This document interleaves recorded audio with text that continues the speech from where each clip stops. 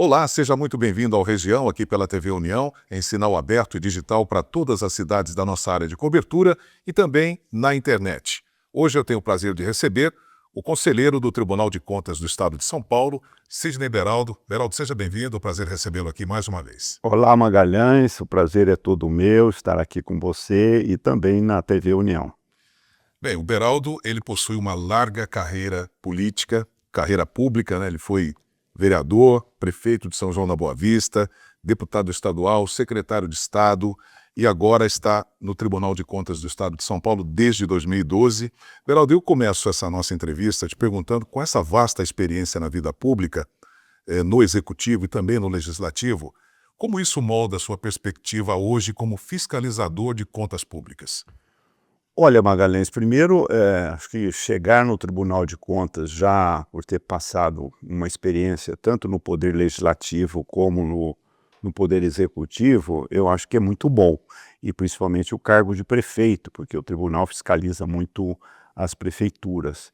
Então, essa experiência acumulada nos dois poderes, acho que é importante porque ela te dá uma visão mais geral, né? Das questões que chega no tribunal, quer dizer, vai um pouco além daquela leitura apenas do ponto de vista da interpretação jurídica ou da conformidade, né?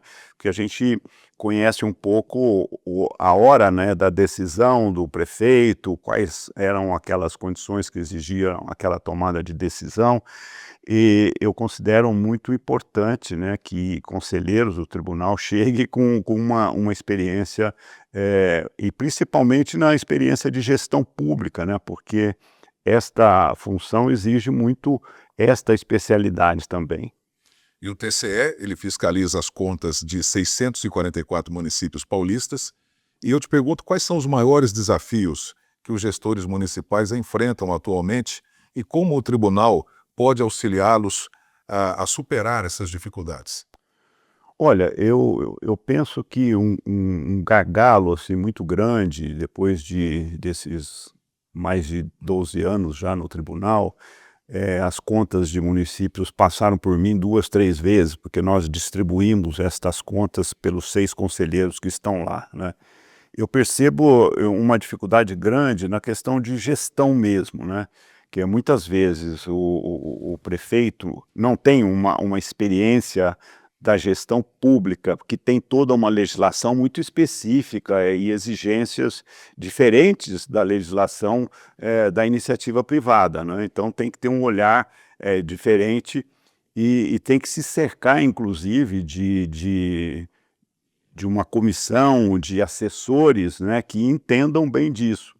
E eu percebo que existe uma certa carência nesse sentido, né, de entendimento de gestão pública.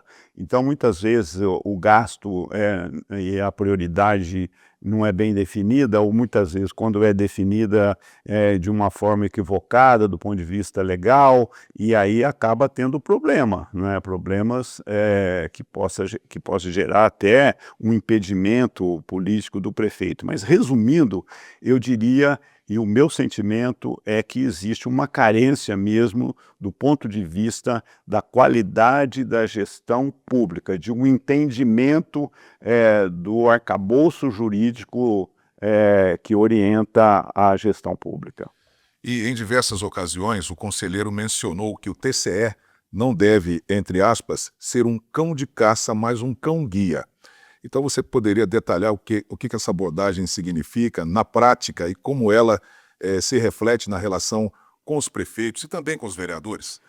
Olha, eu acho que nesse ponto de vista, Magalhães, avançamos também, porque chegamos à conclusão, né, isso não só os conselheiros, mas própria equipe técnica, que você dá um parecer desfavorável, ou julgar um contrato irregular, ou multar, quer dizer, não resolve aquilo que é o ponto principal, que é a população receber um serviço de qualidade, né?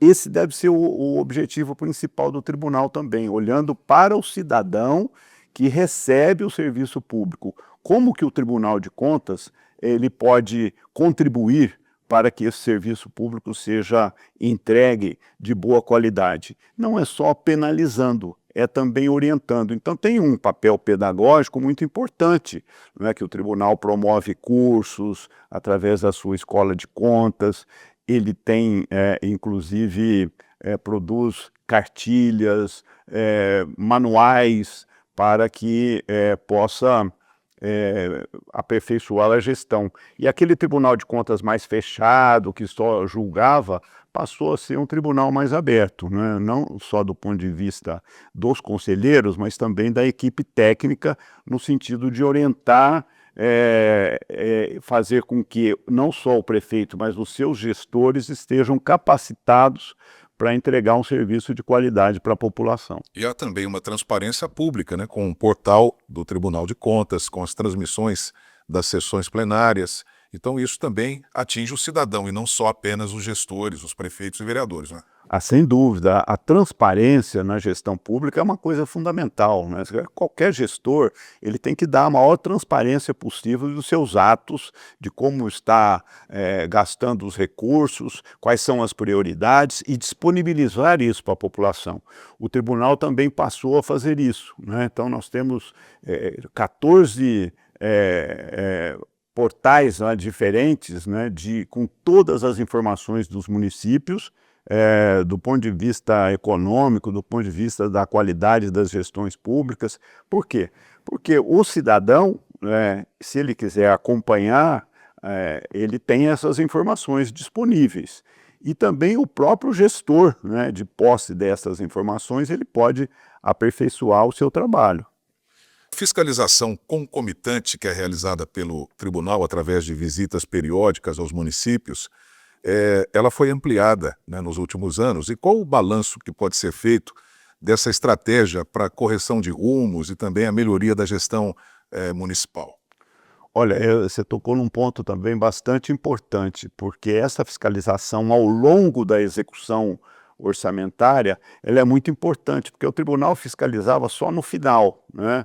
E isso, depois que os erros foram cometidos ou a legislação não foi atendida, aí vem a questão da desaprovação. Então, mesmo dentro desse papel pedagógico, né, do tribunal, ele fez uma matriz de risco, né, municípios maiores, municípios com maior risco, né, e aí tem uma série de pontos que são avaliados. Os nossos agentes acompanham a execução orçamentária ao longo do ano. E, uma vez verificado qualquer inconformidade, olha, se continuar aplicando, gastando nesse valor com folha de pagamento, vai estourar e descumprir a lei de responsabilidade fiscal, ou do ponto de vista da aplicação na educação, que tem que ser 25%. Então, nós fazemos, através dessa fiscalização, alertas ao longo da execução, possibilitando que os agentes públicos, e especialmente o prefeito, possa corrigir o seu rumo para não chegar no final do ano com problemas. E você citou a questão da capacitação do gestor, né? Além de fiscalizar, o TCE tem essa função orientativa e há vários cursos, né, comunicados, ferramentas do tribunal, como a Escola Paulista de Contas Públicas.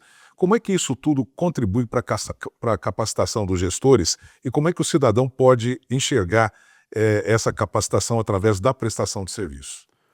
Olha, tem pontos que eu considero bastante importante que o tribunal já há alguns anos desenvolve.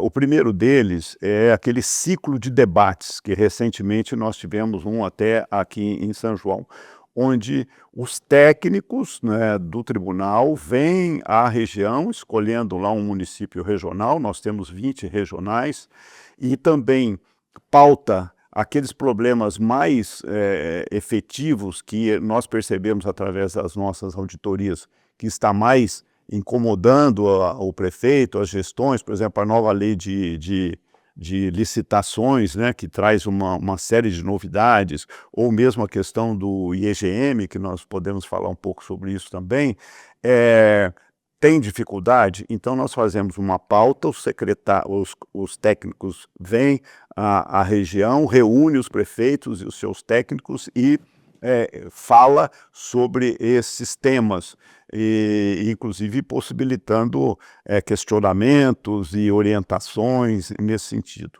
Como você diz, tem a Escola de Contas que promove os cursos, Hoje eu diria também que os nossos diretores regionais estão muito mais abertos, tinha uma orientação muito assim, não, nós estamos aqui para julgar e não podemos entrar no meio de um processo de decisões e tal. Hoje a orientação do tribunal, acho até que contribui muito nesse sentido, pelo fato de ter sido prefeito, que o diretor e seus técnicos têm também esse dever, né, de preparar, orientar, para que evite os erros. E sempre pensando no seguinte: quem paga os impostos, a população que paga os impostos, que demanda serviços públicos na saúde, na educação, na questão da segurança, precisam ter um serviço de qualidade, sendo feito com o menor custo possível, não é? Então, nesse sentido, nós temos também o dever de procurar contribuir para que os municípios possam atingir esses seus objetivos. Uma pergunta aqui antes de irmos para o intervalo. Em um cenário de recursos públicos limitados, né, as prefeituras muitas enfrentam crises, qual a importância de iniciativas como a orientação para a formação de consórcios, por exemplo, como nós temos aqui na região, o CONDEG, como outras regiões do estado têm? Olha, a busca de alternativas, né, para acomodar o orçamento com a necessidade da população, ela tem que ser constante, né? Isso é como uma empresa que precisa estar olhando sempre, né, a sua receita e a sua despesa e trabalhar de forma equilibrada, né? O prefeito que gasta mais do que arrecada pode ter problema com a lei de responsabilidade fiscal e trazendo prejuízo no fundo mesmo para o município. Essa questão do consórcio, eu sempre fui um defensor de consórcio, né? Inclusive, como prefeito, na época, nós estimulamos e acabamos criando um consórcio aqui de Divinolândia, que tinha por objetivo principal o desenvolvimento, a discussão da região, e acabou assumindo lá a direção daquele hospital hoje, que presta serviço para toda a região, e uma alternativa muito importante, porque ele é um instrumento que pode ser utilizado, né? Ele tem benefícios sociais, inclusive tributários, que pode contribuir até em baixar o custo, né, dessas decisões. Então ele é muito utilizado na questão do meio ambiente, por exemplo.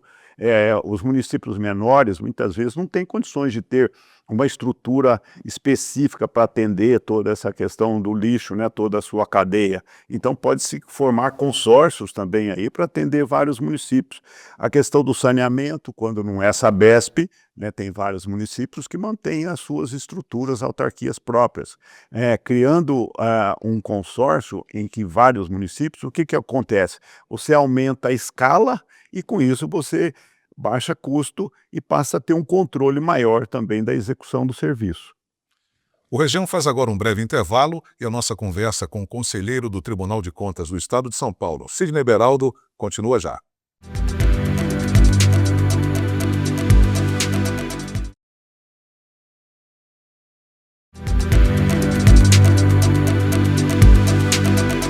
Já estamos de volta aqui pela TV União, em sinal aberto e digital para toda a nossa região e também nas redes sociais.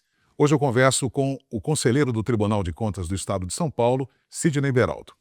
O IEGM, né, que é o Índice de Efetividade da Gestão Pública. Você, quando foi deputado, criou lá o IPVS, né, o Índice Paulista de Vulnerabilidade Social, foi para o tribunal e implementou o IEGM. O que motivou o desenvolvimento dessa ferramenta e qual é a lacuna que ele veio, né, preencher, né, o IEGM? Olha, Magalhães, eu sempre fui muito favorável e é quase que uma obsessão que a gente tem em qualquer coisa que nós vamos fazer. Você tem que ter planejamento, seja até na gestão da pessoa física mesmo, né? Um planejamento, saber aonde você quer chegar, traçar as ações que têm que ser desenvolvidas e para obter os resultados e, inclusive, avaliar esses resultados. O Tribunal de Contas, antes do IEGM, que é esses conjunto de indicadores, ele tinha um foco muito na conformidade e na legalidade, né? Isso é importante, precisa, né? Tem que ter observar as leis em vigor, mas ele sozinho não basta. Por exemplo, você avalia se o município gastou 25% com a educação, é uma obrigação legal. Mas esse gasto foi feito com qualidade? O ensino está melhorando, quer dizer, os alunos estão aprendendo, isso está funcionando? É importante você verificar isso, não Ou seja, adianta só a efetividade dessa política. Exatamente, você tem que observar a qualidade do gasto e a qualidade da política lá na ponta, para que atende o cidadão. Então, com esse objetivo, nós levamos algumas, sugestões, alternativas, e ao longo desses 10 anos, vamos comemorar agora 10 anos de EGM, foi um avanço, porque ele avalia saúde, educação, a questão de planejamento, a parte fiscal, meio ambiente, a segurança da cidade e também a governança em tecnologia da informação, porque é outra coisa importante que tem que ser utilizada cada vez mais, né? O serviço tem que ser digital, os atendimentos da própria prefeitura, seja lá onde for, tem que ser feito de forma online, né? Você tem que avançar nisso porque essas ferramentas estão à disposição aí. Tudo isso nós avaliamos, fazemos uma classificação dos municípios, né, que pode ser de A, B+, B, C+, ou C. Aí você classifica os municípios pelos quesitos que são apresentados. Enfim, em resumo, para ser prático, é uma forma mais avançada de você fazer uma auditoria, de não ficar só na conformidade, na legalidade e observar o serviço que está sendo entregue. Ou seja, ele contribui para melhorar a gestão. Porque como nós falamos aqui no início dessa entrevista, eu acho que nós temos um grande gargalo ainda na gestão pública, que é realmente esta capacitação da gestão, do planejamento e dos seus resultados para atender melhor o cidadão e aplicar melhor o dinheiro que vem dos impostos que a população paga. E como o tribunal trabalha com aqueles municípios que apresentam baixo nível de adequação ao IEGM, aos indicadores? Olha, ao longo desses quase 10 anos, eu não diria que os primeiros 2 anos foi quase que um plano piloto, né? Mas nesses últimos 7, 8 anos, o tribunal vem alertando, vem recomendando, e aí também nós aperfeiçoamos, dando cursos, disponibilizando todas as informações, tem sido assunto de debate nesses ciclos que nós promovemos, né? Infelizmente, nós verificamos que ainda vários municípios, ou seja, a maioria, não tem uma cultura muito do planejamento, né, de saber o que é que precisa ser feito mesmo, e estabelecer metas, indicadores para fazer esse acompanhamento. Nós temos uma deficiência grande nesse sentido, e é quase como uma coisa cultural mesmo, né? Parece que nós não temos essa cultura do planejamento. Isso tem a ver também com a política, né? Sim, Tem a gestão e tem a política. sim, infelizmente vivemos num país em que muda muito as coisas, né? Muitas vezes você vai cobrar do prefeito, né, uma ação que deixou de ser feita e tal, e no meio do caminho a legislação muda, ou ela flexibiliza, ou ela aperta mais. Então, tem essa dificuldade também que os gestores enfrentam destas mudanças todas, né? A economia uma hora cresce, outra hora não cresce, a receita cresce, outra hora ela diminui, então traz essas dificuldades, porque também não temos um planejamento central, né? E que acaba respingando nos municípios. Mas eu diria que essa ferramenta utilizada hoje pelo tribunal, ela está contribuindo muito para melhorar a gestão pública. Eu penso que os resultados nos próximos anos poderão ser melhores do que são hoje. Por exemplo, o Estado poderia condicionar o repasse de recursos aos municípios, observando esses indicadores? A cidade que não atingiu lá o índice do IEGM, ela vai ser, entre aspas, penalizada por isso, Beraldo? Seria possível isso? Sim, eu acho que é possível, e o governador Tarcísio se demonstrou muito receptivo quando nós fizemos essa proposta e apresentamos, inclusive, um resultado, né, desses indicadores, das carências dos municípios.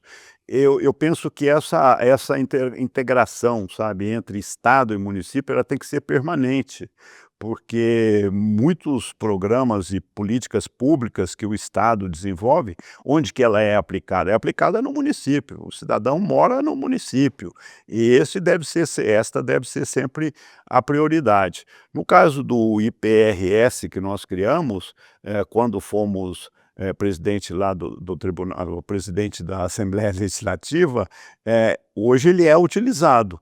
Na promoção social, por exemplo, tem vários convênios ou programas que são mais ou menos distribuídos com base nesses indicadores. Responsabilidade social, né? E olhando para o futuro, você que está encerrando a sua carreira no Tribunal de Contas, agora em dezembro, quais são as próximas fronteiras do controle externo, com essa sua experiência? Como é que você olha para tudo isso e o que você projeta para frente a partir dessa experiência sua, que também causou, né, mexeu um pouco com as estruturas do próprio tribunal, né, que se tornou um pouco mais presente junto à população, junto aos gestores. O que você vê para o futuro? Bom, eu penso que a continuidade e o aperfeiçoamento do modelo de auditoria que possa cada vez mais avaliar a efetividade das políticas públicas e, além da parte de legalidade, olhar também a qualidade da gestão, a qualidade dos gastos, como já foi dito. E a utilização de tecnologia da informação, Magalhães, porque hoje você tem ferramentas e programas que facilitam muito essa auditoria, que pode ser feito, não precisa ser feito mais presencialmente, você pode trocar as informações de máquina para máquina e promover, inclusive, indicadores que facilitam o prefeito também ter uma gestão mais moderna. E a inteligência artificial, né, que está começando ainda, mas nesse setor jurídico, no setor de auditoria, de verificação de contas públicas e tal, ela pode ser, sem dúvida, uma ferramenta. Aliás, nesse sentido, nós já criamos lá, chama Ania, é a nossa inteligência artificial. É lógico que ainda não está sendo usado, mas a sua pergunta, quando fala de futuro, é sem dúvida tecnologia da informação, inteligência artificial e o modelo de avaliação da qualidade da política dos produtos que estão sendo entregues para a população. Você foi prefeito, vereador, 3 vezes deputado estadual, e o Tribunal de Contas da União, ele definiu que a fiscalização da aplicação final dos recursos das emendas PIX, é de competência dos tribunais de contas dos estados. Primeiro, como é que você vê os deputados tão empoderados assim, né, a ponto de transferir recursos para os municípios? O ministro Flávio Dino fala de rastreabilidade, de transparência. Como é que você está vendo essa questão das emendas PIX? Olha, o argumento principal, né, utilizado para a criação dessas emendas PIX, ela é muito válida, porque o objetivo foi desburocratizar, quer dizer, ao invés de ter que fazer um convênio, ir a Brasília, então você faz uma emenda e isso vai para o orçamento do município e ele define lá a forma de utilizar.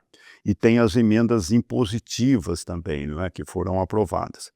Eu penso que a emenda PIX, do ponto de vista da desburocratização, tudo bem, mas só que da forma com que está sendo feito, aí é um absurdo, porque todo o dinheiro público tem que ser rastreado e você tem que prestar conta.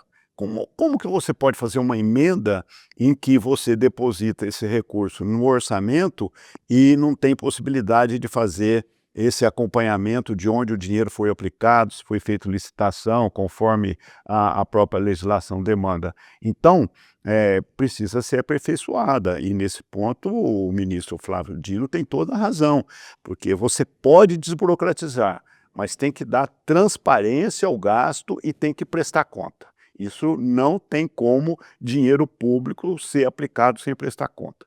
E as emendas impositivas, se tivéssemos um teto, um determinado valor, tudo bem, positivo, representação, né, que os parlamentares têm. Eu sei porque fui parlamentar e a gente tinha lá as emendas. Ocorre, a meu ver, que isso aumentou demais. Hoje nós falamos em 50 bilhões. Então as emendas elas saem de uma forma pulverizada para os municípios e pode faltar dinheiro para as políticas públicas universais.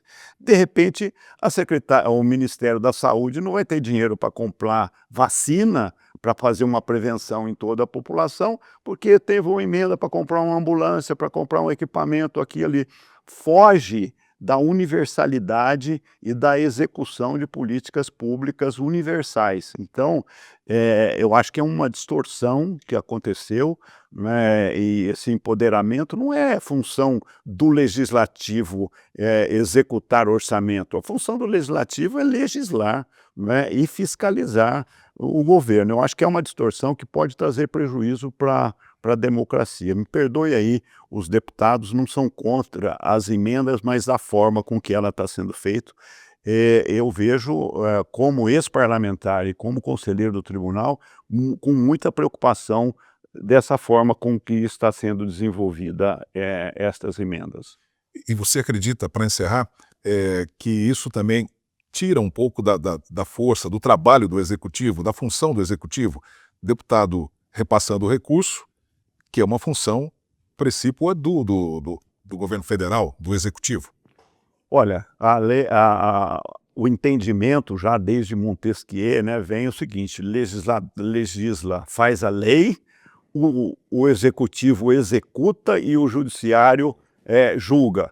É dessa forma que tem que funcionar. Aí está tendo, eu acho que uma distorção a favor do legislativo, que, a meu ver, trará prejuízo para o executivo, tanto do ponto de vista da governabilidade, como também do ponto de vista da execução orçamentária, em detrimento da qualidade ou da falta de recursos para políticas públicas universais. Beraldo, muito obrigado pela presença. Eu te agradeço, Magalhães. Muito obrigado pela oportunidade. E o Região vai ficando por aqui, agradecendo a sua audiência. Um grande abraço e até o próximo programa.